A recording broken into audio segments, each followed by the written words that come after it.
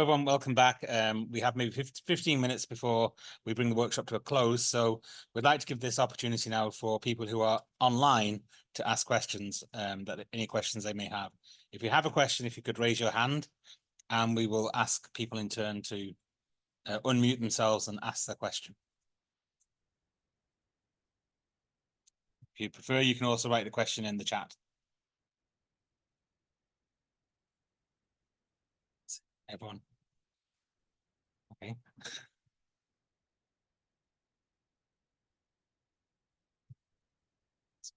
That was a quick finish. We thought there were some questions before the break, but I think okay, so you're no questions. So we had planned to do a round tables discussion as well, but obviously we're out of time for that. So what we'll do is we'll distribute some questions we were going to use in the round table to all of you and ask if you have any sort of feedback you'd like to give us.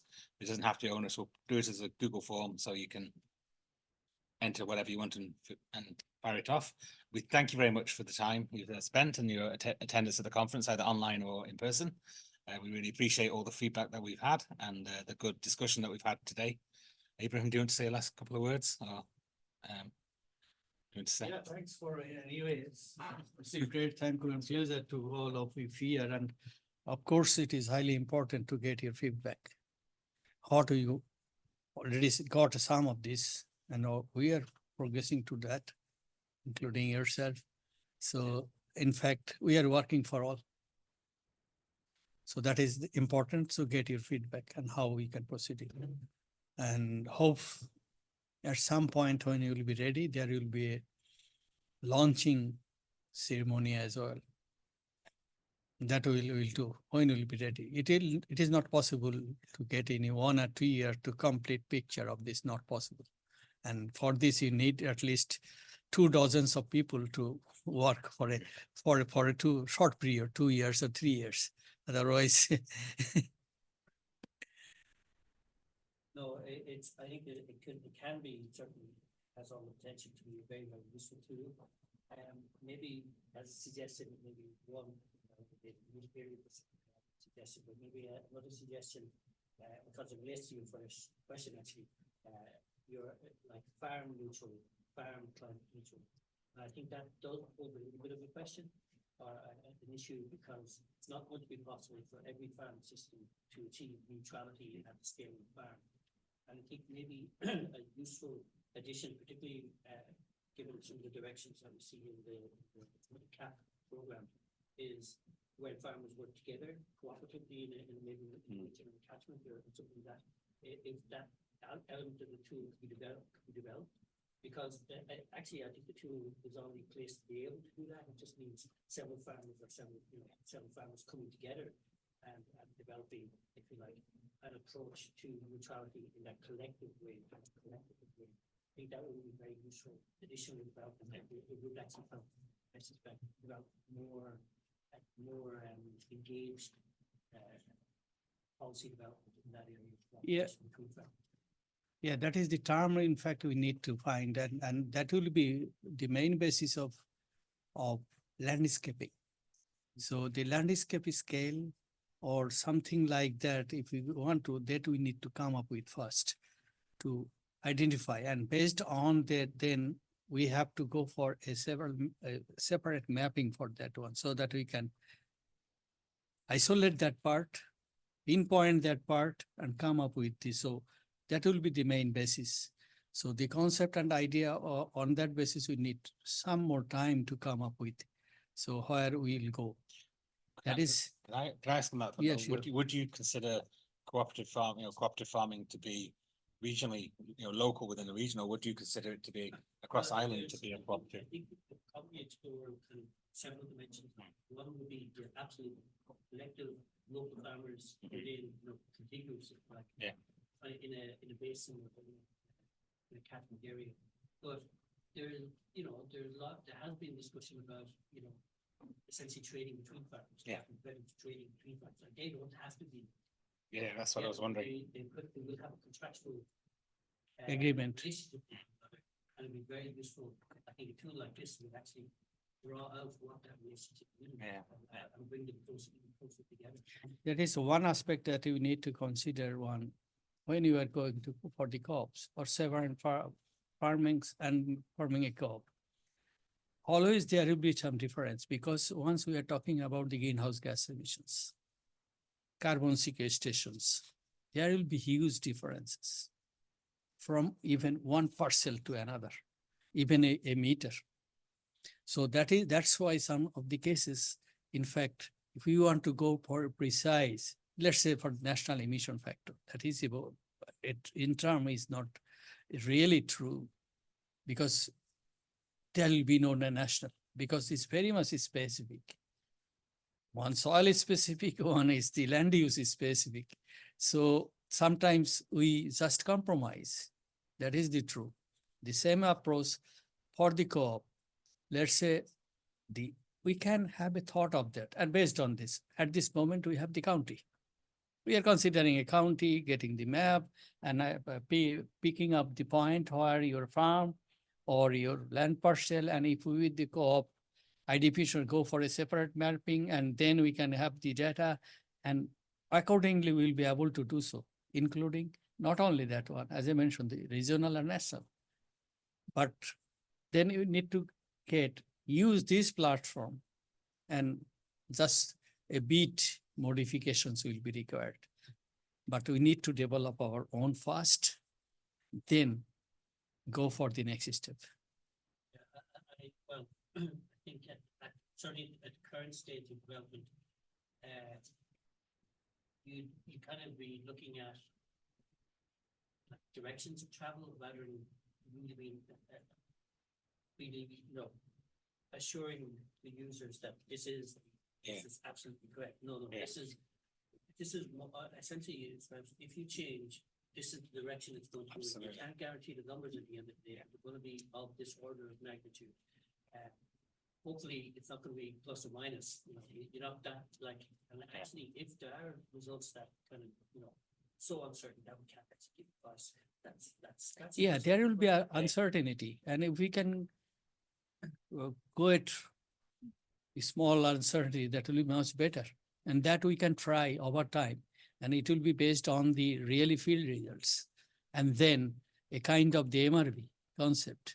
So once we are using, and then because at this moment we can go for the MRV, because we know using this model where really we are in fact simulating or estimating this, and based on that estimate we go to the field.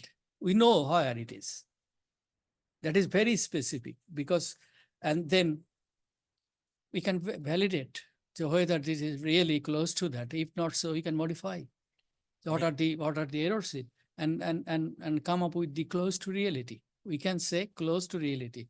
It never be 100%. So there will be a 5%, 10%, 20% uncertainty. I think remote sensing could also help in some of that. That is it. Really, in remote sensing is a concept of is still not up to that level. No, it's not accurate enough. No. But I mean, and particularly when we are going to talk about these emissions, so that is one nitrous oxide, methane, or what, you cannot get the real estimate and the soil organic carbon, because that is a kind of the balance. And here, in fact, we are omitting, let's say, in our case here, we are not giving emphasis to carbon dioxide emissions. We are using because carbon dioxide equivalent, but is the real emission. So that is, in fact, our concept is to get the real emission unit as per unit, and then calculate the carbon dioxide equivalent or something, because ultimately you need the amount to reduce, not the carbon dioxide or global warming potential. This would be a big development this particular manifestation of the project. But I think it would be useful in further development to, yes, you have the emissions neutrality piece, which for better for worse, we'll see worse, we're tied to, at least for the next decade, the different metrics that we use. But there is scope to develop, if you like, what is the climate impact, as in the temperature profile, if you do this thing. And there are tools to do that. It's just a new way, another way of kind of gauging what is the impact of your activity.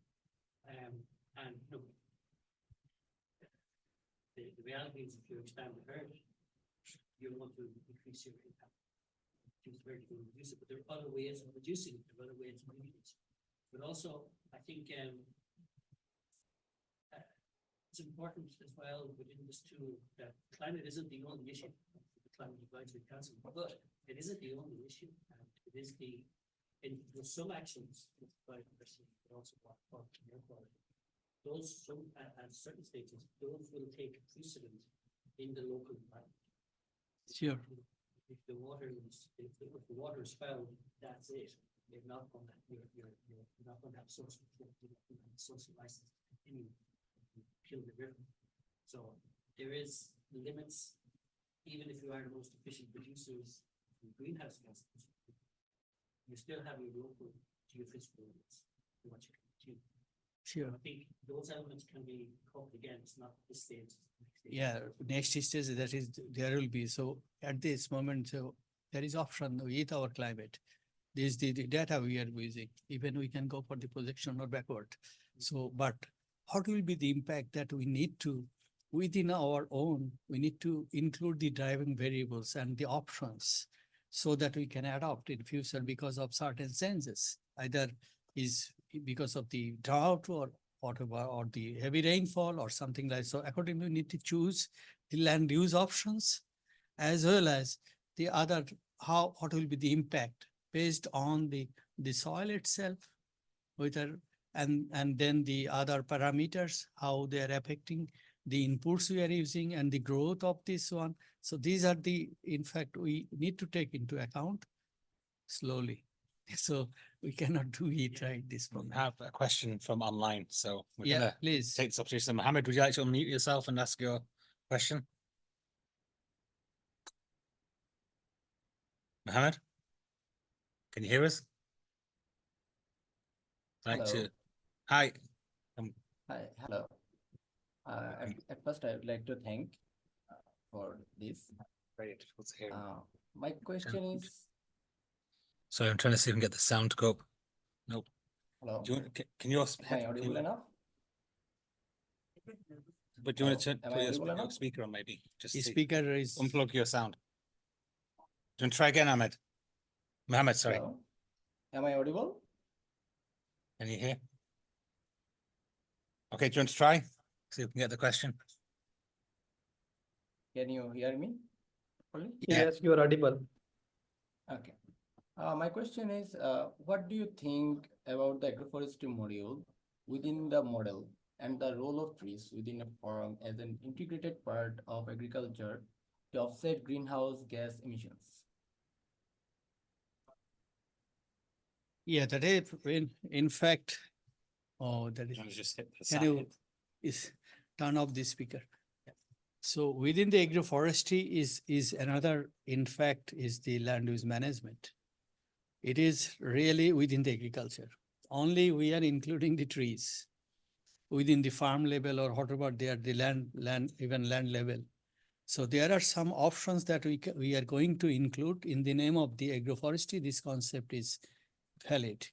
Valid in the sense and using in the tropical areas or some of the temperate part in or even in Europe.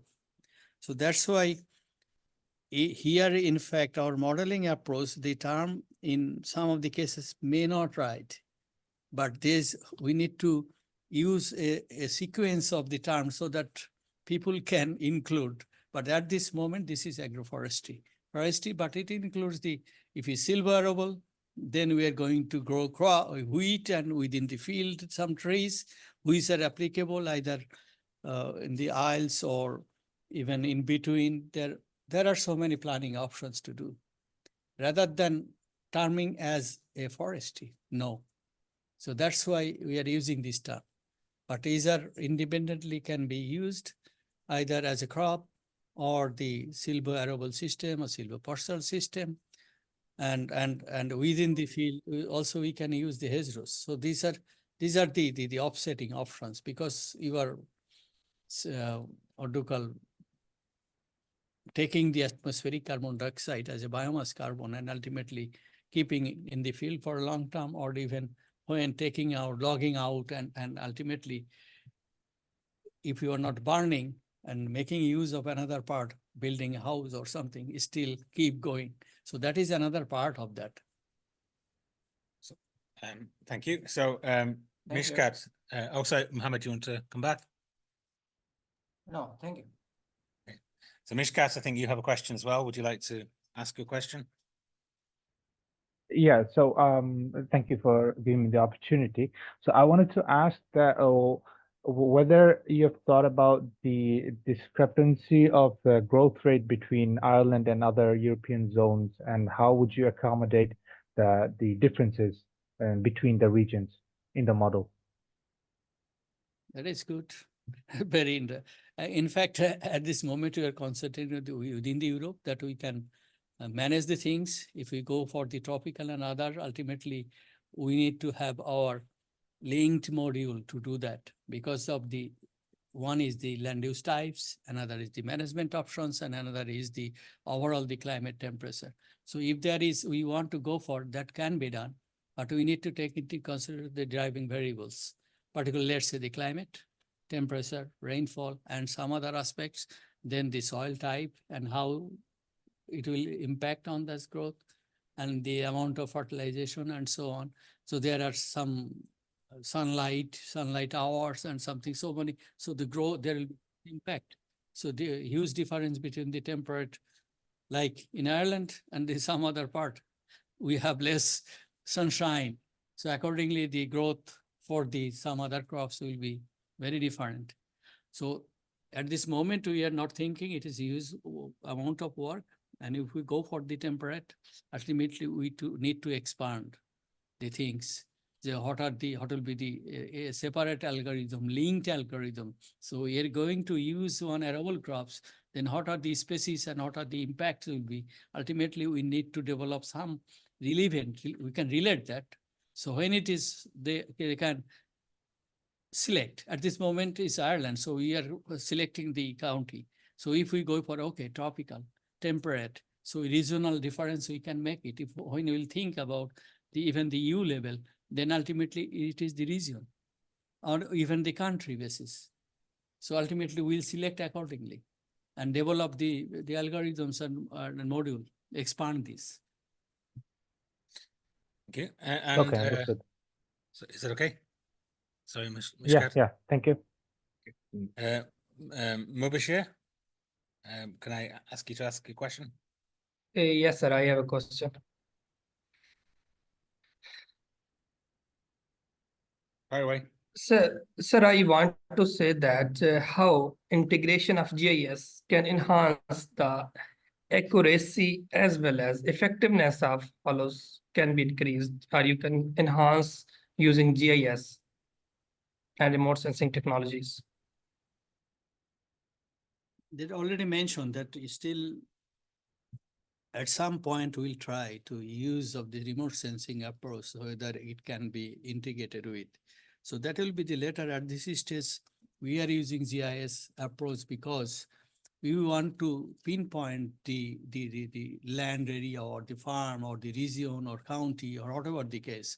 And so that we can have the major properties that will affect the different types of crops and other factors. So that is important, because without driving by agriculture, we will not be doing anything without the basic soil properties that we import and the dynamic variables that will ultimately the driving ones. And it will interactively linked with the so many. And that's why we need to find the where really who is data using. That is the climate. That is the even hardiness zone we can see, and we can get the real climate data from there if we can highlight this one. And we have this data linked with that. And we are bringing the real data rather than any default, okay, this is Ireland, use this temperature, that's all. But we are not doing the national average, rather getting the specific target area, and the data will be close to real. That is the importance of this mapping, That's why we need even because we are using, let's say, the land cover map. Why? Because it has the land parcel. And we can pinpoint, oh, this is my farm. Okay, click that, you will get this basic data. Either through this map default, or you can have your own map, your own data with a separate file, and that you can use. So that is the advantage of this. Okay, so I think we're coming to the end, and I know there are two more questions to be asked. So I'm going to ask Tassos if you can ask your question, but maybe we can keep the answer a little bit focused. Yeah. Yeah. Because I think it's time to wrap up. Hello, thank you very much. So what I would like to ask is, can HOLOS be used as a tool for farmers to show them that integration between farms can be good for their farm? For example, producing the homegrown crops while offsetting greenhouse gas emissions and achieving the same economic output. Yeah, so it depends on the economic model, how to work. But as I mentioned, that is, we will be able to include from the mono to the mixed cropping system. If you have a multiple arable cropping with the different wheat, you have the corn, you have this energy crops, whatever within the farm, or that we want to consider, or regional or co-op basis, whatever the case. If you have this, we'll be able to run this model, get the carbon footprinting, the productions, and the other side, and ultimately we can use our economic model to calculate the cost benefit. So this has the advantage that multiple crops, either single or double, triple, 3, 4, whatever the cropping system or crops you have or land use you have, you can use. Okay, thank you. And Shakil, can I invite you to ask the last question, if that's possible? Hi. Can Hi. we use this software for other country rather than Ireland with that country data? Yeah, but at this moment, I don't want to recommend, but for the other countries in future, it may be possible for the Europe at this moment. We are not considering the tropical as such, as because let's say rice is the major crop in most of the tropical countries, but we are not using the rice here. Okay, so if we want to think beyond the Europe or temperate region, then we need to think what are the land uses and the separate to calculate that one. But it is possible. We need to go for some algorithm and and go for the coding, but we can integrate that. Okay, well, thank you very much for the questions, and thank you all for attending. I think we can draw the day to a close, let everyone get home. So thank you very much, everyone. Thanks to everyone online as well. Appreciate it.